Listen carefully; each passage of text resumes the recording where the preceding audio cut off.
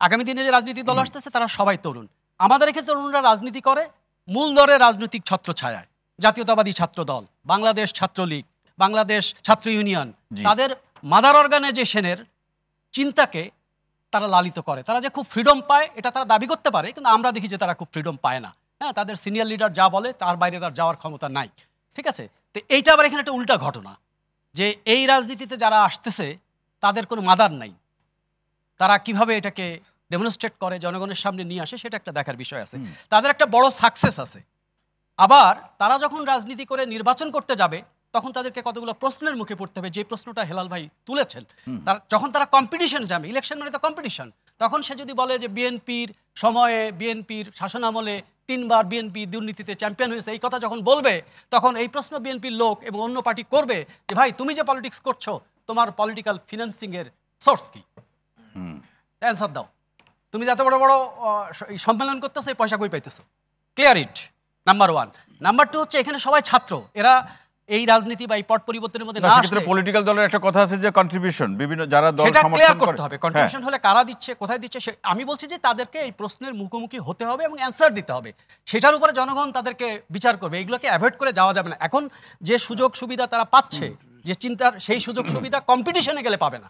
তারা যেমন বিএনপিকে প্রশ্ন করবে, আওয়ামী লীগ প্রশ্নে তারা যখন নানা রকম ন্যারেটিভের জায়গায় যাবে তখন তাদেরকেও এই প্রশ্ন করা হবে। আমি বলছি যে সেইখানে যদি তারা, যেমন আজকে নাহিদ ইসলাম একটু আগে আমি দেখলাম যে তার ফেসবুকে দিয়েছেন, তার সম্পদের হিসাব দিয়েছেন, এটা খুবই অসাধারণ একটা ব্যাপার। যদি এটা পুরোটা সত্য হয়ে থাকে, আমাদের ক্লিয়ার হইতে হবে যে এটা সত্য কি সত্য না। সত্য হলে তো খুবই ওয়েলকাম এবং এটা একটা দিক নির্দেশক বিষয়। এটা আবার ধরেন বড় রাজনৈতিক দলগুলোর জন্য একটা চিন্তার বিষয় হয়ে যাবে যে এই আদর্শ তাদের পক্ষে মেনটেন করা সম্ভব কি সম্ভব না।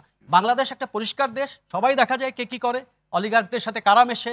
এই যে আজকে রহিন হোসেন প্রিন্স ভাই যে কথাটা বলছেন, দেশ পরিষ্কার, রাজনীতি অপরিষ্কার, যে রাজনীতির সঙ্গে পলিটিক্যাল ফিনান্সিং এর ক্লিয়ারেন্সটা, যেমন ধরেন ফ্যাসিবাদের যে অলিগার্ক স্ট্রাকচার ছিল সেটা এখন কারা চালাচ্ছে, সেটা কি বন্ধ হয়ে গেছে?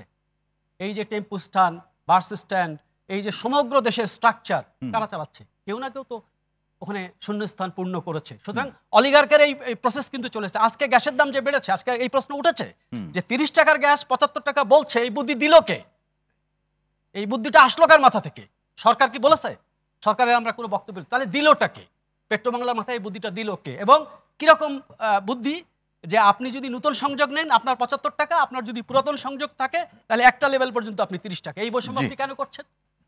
তো এই প্রশ্নগুলো এসছে। তো সুতরাং আমি বলছি যে এই রাজনৈতিক দলকে আমাদের সাধুবাদ, হেলালবার মতো আমিও সাধুবাদ দেই, এবং আমি তাদের কর্মকাণ্ডে আশাবাদী যে তারা একটা নতুন কিছু করবে এবং তারা অনেক চ্যালেঞ্জের মধ্যেও পড়বে। এবং এই চ্যালেঞ্জ তাদের তো শুরুই হয়েছে একটা মৃত্যুকে অতিক্রম করে এসে একটা সাকসেসের মধ্য দিয়ে। তারা তো সবাই মারা যেতে পারতো।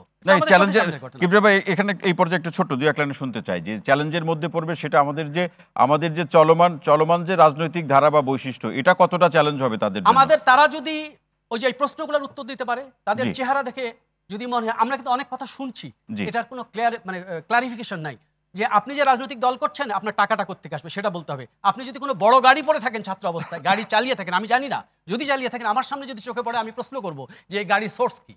ঠিক আছে, উল্টাটা যদি তারা ঘটে, নাহিদ ইসলামের এই যে সিম্পলিসিটি, নাহিদ ইসলামের যে স্থিরতা, নাহিদ ইসলামের যে ক্লিয়ারেন্স, এটা যদি আসে তাহলে তো আমাদের রাজনীতি বড় বড় রাজনীতি।